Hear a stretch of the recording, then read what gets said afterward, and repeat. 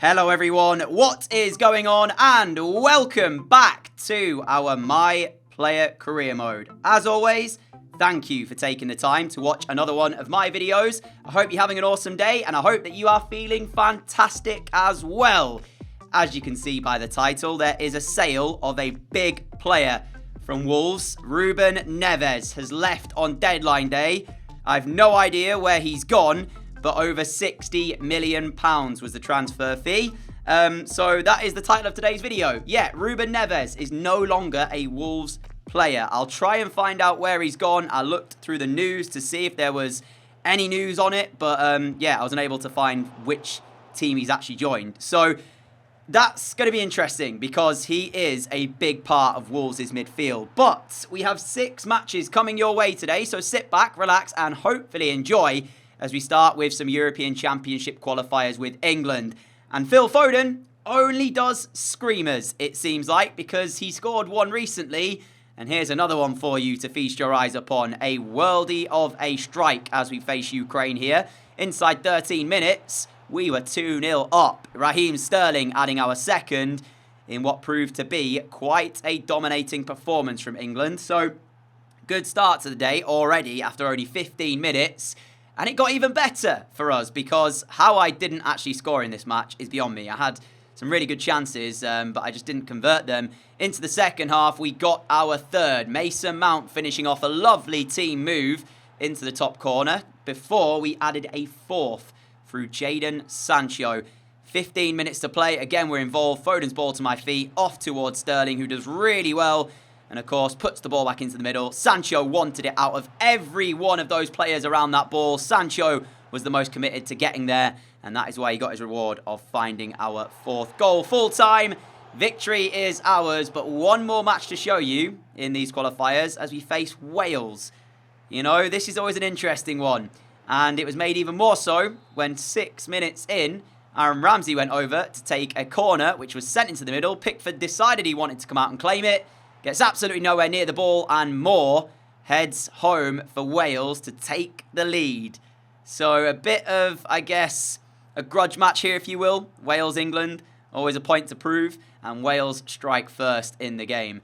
So, yeah, it was not the start that we were hoping for. Very, very different to the Ukraine match. We did try our best to get back on level terms. This was the closest we came after we tested the palms of Davies in the Wales goal. Before, not too long later, we get another chance to test the goalkeeper. And again, it was the same outcome, unable to find the back of the net. And in the end, at full time, it finishes Wales 1, England 0. So not the result that we wanted. 1 win, 1 defeat from those 2 European Championship games. But we now move into some Premier League action. And the last of the post-commentary matches to show you. Away at St Mary's, facing a tough Southampton side. And as you see, Dendoncker and Rakic, the midfield duo after the departure of Neves. And how would we get on? That was the big question for me. Well, 2 minutes in, Ruben Vinagre, excellent work down the left-hand side, gets to the byline, pulls it across. And there we are to nod into the net to make it 1-0 Wolverhampton Wanderers. From that position, if we'd have missed that, then we've got to start asking ourselves questions. There were 2 Southampton players, though, who did challenge us. But we just ended up getting there first. And then 20 minutes in, Ward-Prowse set up Wesley. He laid the ball off to Adam Armstrong, who forced a phenomenal save from Jose Sarr to deny the Saints an equaliser. A minute to go until full time in a game that looked like Wolves' 3 points was then secured as 3 points when we played it across to Morgan Gibbs-White, and he found the top corner to ensure that we did come away with a 2-0 victory at full time. And yeah, very, very good performance here as the boos rang out round St Mary's. That was the end of the match. And the boys were very happy from this. You can see our celebrations in a moment. Very happy to pick up that win. But we've still got 3 tough games coming your way. Villa, Manchester United and Reading all still to come today. Still unable to change my squad number. Every time I try and use the Edit Pro section, no matter which number I choose, it always goes back to giving me number 10. And as you know, that is Daniel Podence' number. So there's 2 of us wearing number 10. So if anyone knows how to fix this, then much appreciated if you would let me know how to, if there is a way to do it, or if I just have to wait till it sorts itself out, which is what it did halfway through the season with Ajax. But we take on Villa, who are 17th as our first live match of today. They've had a bit of a tough start to the season. Their side on the right-hand side of the screen. We are high on confidence following that 2-0 victory over Southampton, where we got a goal and an assist. Let's see if we can build on that performance here. Here is Ings towards Bailey. Back to Danny Ings, looking to open up space. Finding John McGinn, who goes for the strike. And he was close to giving Aston Villa the lead here. Jose Sarr watching it past the post. Goal kick in the end. This is the first match at Molineux since the departure of Ruben Neves.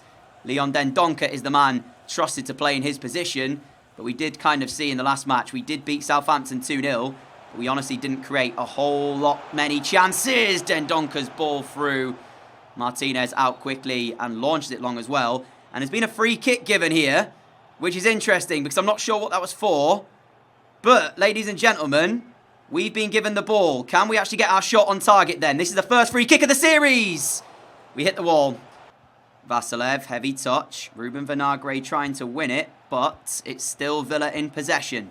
Vasilev, Gilbert, down the right-hand side. Looking for a cross. Vinagre this time will win it back for Wolves. And we play our way forwards. We are yet to create a clear-cut chance, though. And passes like that from Dendoncker does not help us. Leon Bailey goes for a strike from distance. Off the crossbar. And Sarr forced to punch it behind under pressure. Aston Villa at the moment being the more dangerous of the two sides. Here is Ings off to Buendia. Lovely ball back through. And how about that, ladies and gentlemen, from Jose Sarr? That should have been Villa's winner. A minute to play and we are rescued by our goalkeeper. We really have missed Ruben Neves here today. We really have. The creativity that he brings. I'm not sure why we let him go. I don't know if we had to or if the deal was just too good to refuse. But yeah, not saying Dendoncker's had a bad game by any means, but he just doesn't give you that creativity that Ruben Neves did. And as Villa play the ball out of play with 20 seconds to play, I don't think we've had really a sight of goal to show you today. So it's been all Aston Villa, but we do come away with a 0-0 draw. A bore draw at that. It's a point that we'll take given the circumstances and given the fact that Jose Sarr late on made a phenomenal save. Fortunately, though, we only lose 5 manager rating because we managed to avoid a loss and we did the attacking passes objective. Just the match rating one that we failed to do, which was 8.5, and we got a 7. We actually have Man United in the Carabao Cup now. I don't know why, but I feel like I always end up with quite difficult draws in the Cups early on. Like, this is round 3, and we pulled Manchester United. We've already faced Messi. Are we about to get to play against Ronaldo? Well, we've got a bit of training to do. And then we'll get to see what the Manchester United team is. I'm hoping Ronaldo is in it. In fact, it's weird because I don't think we've played many My Player series before where we've actually been able to play against Messi and Ronaldo. Because usually it takes us a while to get to a good enough overall. And then by that time, they're retired. So is he in the starting 11? Let's find out. He is! So now we can say we've played against Messi and Ronaldo. It is the Carabao Cup, so quite honestly, as much as it would be cool to go on a cup run, I don't really care about this. But just the aspect of being able to play against Ronaldo, I guess, is pretty cool. Let's see if we can pick up a win here. Ronaldo, Chong getting the opportunity to strike it and finish it sublimely.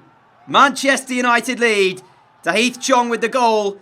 Assisted by Ronaldo. But honestly, it's all about the quality of Chong. All Ronaldo did was just lay the ball off. And Jose Sarr given no chance in the Wolves goal for this one. Let's take another look at it and see this sublime strike for all it's worth. One touch, second one, top corner. Well played, Tahith Chong. And United get their reward for a strong start here.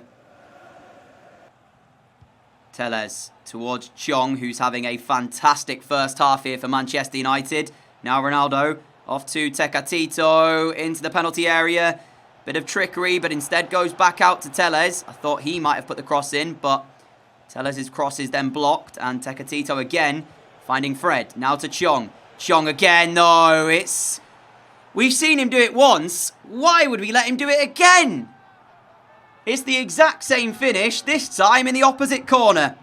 Another phenomenal strike from that man there, whose performance in this first half, forget about Ronaldo, it's been all about Chong. Sensational stuff from him. And there you go, one touch once again. I mean, Sarr's trying, but good luck is all I'll say, because you will never get towards that. And you'd have thought that Wolves had learnt their lesson from the first strike. Clearly not. Ronaldo has the run of Fernandes and Muller in front of him. Here is Fernandes, 1-2. Ronaldo's efforts! 3-0 United, and he had to get on the score sheet, didn't he? And he's not using his usual celebration, instead jumping on the billboards and celebrating in front of the Wolves fans, which I'm sure they'll be happy about. Oh, I mean, it's been all United, so we can't really complain about this result. But at the same time, nobody expected us to get the win here. And when they're bringing on Bruno Fernandes for Chong, as we are now substituted as well, who had been their best player on the pitch up until he came off, that says a lot about the squad that Manchester United have. Patrick Cutrone on for the last minute for Wolves to replace us.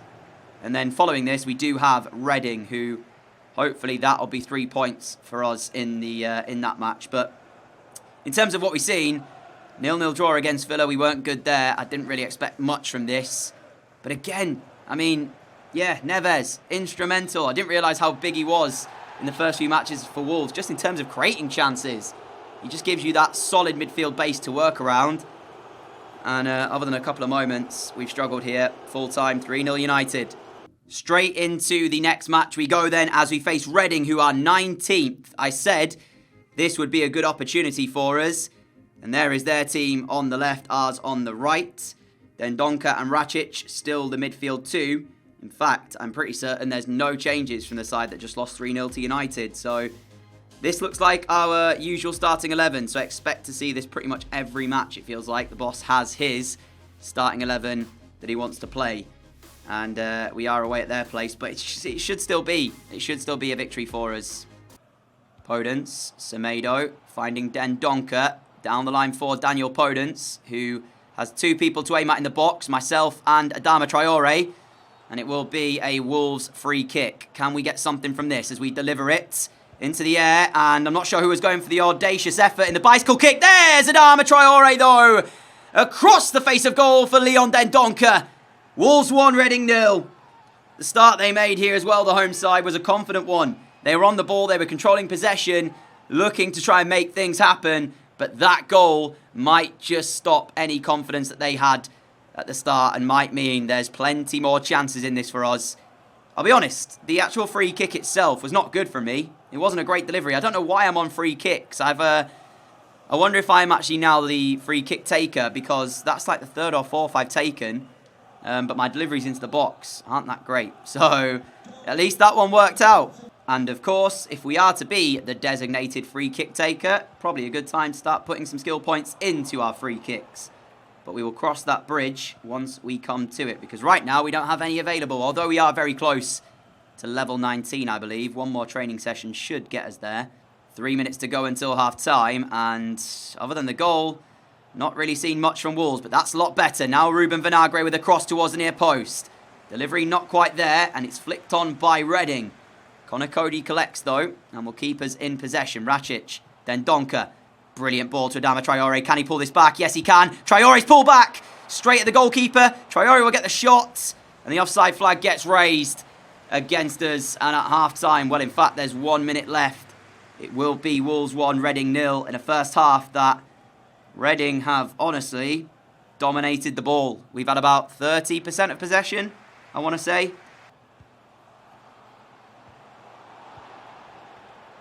I mean, how? What has just happened there? A mix-up, and it's led to a Reading equaliser. What is going on? Honestly, man. I don't know if it's Reading are playing well or we're playing absolutely terrible. I think Connor Cody here goes to win the header. Him and Jose Sarr getting a mix-up between the two of them. It's brilliant, actually, in the end from Reading to actually create that. And Junior Hoylett has given them an equaliser from absolutely nothing. Whilst they've dominated the ball today, they've created nothing with it for us to worry about until now. So it looked destined to be a Wolves 1-0 victory here. Not anymore. 2 minutes added on by the referee, and I don't know what to tell you, ladies and gentlemen. Performances, though, after the Southampton game have been poor. Udin on the right-hand side, 30 seconds left. If they get a goal now to win this, I will be gutted. We do win it back, but as soon as that ball is played forward, I imagine there is the full-time whistle. Reading 1, Wolves 1 is the full-time score. Not good. As you're seeing, the dressing room is looking a bit down in the dumps at the moment with that result. We do hit level 19 though. For the first time since we've joined Wolves, we are into the substitutes in terms of our manager rating, but we do have some training to do as well. So we've got 2 draws today in the Premier League and a defeat in the Cup, which is not what you want to see. And these 4 skill points, we are, I think, going to put them into passing. I want to try and make sure that we have... Well, even then, actually, I don't have any more short passing available. The only thing to do is to try and unlock the archetype and then get an extra 8 to short passing. Long passing is not that important to me in terms of what I need. Dribbling, of course, is pretty important. So I think we'll save them for passing and then go from there. We are taking free kicks, though, as well, so maybe we want to upgrade some free kicks. No, I'm going to leave those for now. And we'll focus on trying to either get the passing archetype, which is going to be the architect archetype, which improves our long passing and our short passing, or we will look to improve even further into the physical tree, improving our strength and jumping and such like that. But my friends, that is going to be where we end today's episode. I've just realized as well we've unlocked a new perk, so we are going to activate Hot Streak. Let me know what perk setup you would run, and I might end up changing it. But for now, this is what we're going with. In fact, no. One-time shot might not be the play. I might actually get rid of one-time shot and go with set-piece beacon. Or do we want to go for precision pass, seeing as how we're trying to unlock better passing? I think I'll go with precision pass for now. As I say, let me know what you guys would run down in the comment section. As always, though, massive thank you for watching today's episode. If you did enjoy it, a like would be greatly appreciated. Apologies for our poor performances today, but I'll try to do my best to pick them back up for the next episode, which, if we get 400 likes on today's episode, you will get the next episode of My Player Career Mode tomorrow at 4 PM as usual. Until then, stay safe, have a great day, have a great evening. Don't worry about results. We are a point off of European places in the Premier League with a long, long way to go. I'll see you all again very soon. Adios!